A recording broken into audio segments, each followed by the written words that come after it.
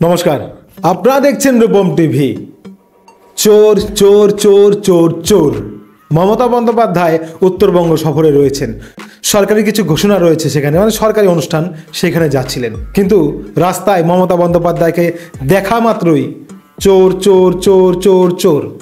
এই ঘটনার পর মমতা বন্দ্যোপাধ্যায় একদম অগ্নিগর্ভ, রেগে একদম বম হয়ে গেছেন, রেগে ফায়ার।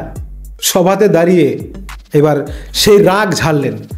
মুখ্যমন্ত্রী মমতা বন্দ্যোপাধ্যায় বলছে 100 ভাগ লোকের মধ্যে 1 ভাগ লোক চোর হলে তাতে দলের কোনো যায় আসে না, বা দলের কোনো দায়িত্ব নেই, সরকারেরও কোনো দায়িত্ব থাকে না। তার মানে মমতা বন্দ্যোপাধ্যায়ের যে দল রয়েছে সেই দলের 1% লোক খারাপ রয়েছে, বাদবাকি সবাই ভালো রয়েছে, 1% লোক খারাপ রয়েছে।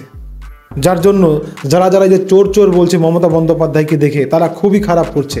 তাদের জিভ টেনে ছিঁড়ে ফেলে দেওয়া উচিত, বা জিভ টেনে মানে জিভ একাই খুলে পড়ে যাবে, এটা বলছেন মমতা বন্দ্যোপাধ্যায়।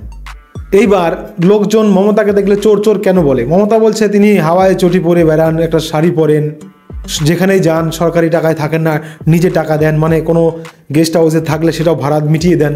তাহলে কেন তাকে চোর চোর বলা হবে? এটা মমতা বন্দ্যোপাধ্যায়ের একটা রাগ, প্রচণ্ড রাগ। তবে মমতা বন্দ্যোপাধ্যায় বললেন যে তার দলের 100 ভাগের মধ্যে 1% চোর। এবার 1% চোর, সেই চোরটাকে জানেন?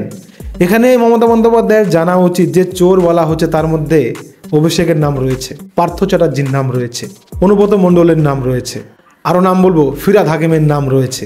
রেশন দুর্নীতি, মানে ওই 1%, মানে 1%টা বুঝলেন? যত নেতা মন্ত্রী আছে ওই 1%-এর মধ্যেই রয়েছে। তাহলে আপনি কি বলছেন? পাড়ায় পাড়ায়, ব্লকে ব্লকে যেখানেই যাবেন তৃণমূলের নামে শুধুই দুর্নাম, যে টাকা খায়, চোর চোর চোর। তো মমতা বন্দ্যোপাধ্যায়কে তো চোরের এই আওয়াজটা শুনতেই হবে। মমতা বন্দ্যোপাধ্যায় যদি এই চোরের আওয়াজটা শুনতে না চাইতেন, তাহলে আপনার উচিত ছিল যখন চোরের বদনাম আসছে আপনার দলের মধ্যে থেকে, আপনার তো এটা খোঁজ নেওয়া উচিত ছিল, সঙ্গে সঙ্গে তাদের দল থেকে বের করে দিতেন। এই খবর তো সেই তৃণমূল আসার পর থেকেই শুরু হয়েছে, সারদা থেকে শুরু করে, নারদা থেকে শুরু করে, তারপর যা যা হয়েছে আপনি তো সব জানতেন। তাহলে কেন সকলকে দল থেকে বের করেননি? তাই আপনাকে চোর চোর বদনাম শুনতেই হবে যতদিন পর্যন্ত না আপনার দলের ক্লিন চিট আসছে, মানে আপনার দল এটা প্রমাণ করতে পারছে যে আপনার দলের নেতা মন্ত্রীরা, ওই 1%ই ধরলাম, সব বড় বড় নেতা মন্ত্রীরা নির্দোষ। এটা প্রমাণ করতে যতদিন না পারবেন ততদিন আপনাকে রাস্তাঘাটে এই চোর চোর শুনতেই হবে। কিচ্ছু করার নেই। বাংলার মানুষ এখন খুব কনসাস, এখন বলবেই চোর চোর। দেখুন, আগে অন্য কাউকে বলতো, এখন আপনাকেও বলছে। কিছু করার নেই, আপনার দলটা চোরে পরিণত হয়ে গেছে এই মুহূর্তে, কিচ্ছু করার নেই। খবর ভালো লাগলে সাবস্ক্রাইব, লাইক, শেয়ার করবেন। জয় হিন্দ।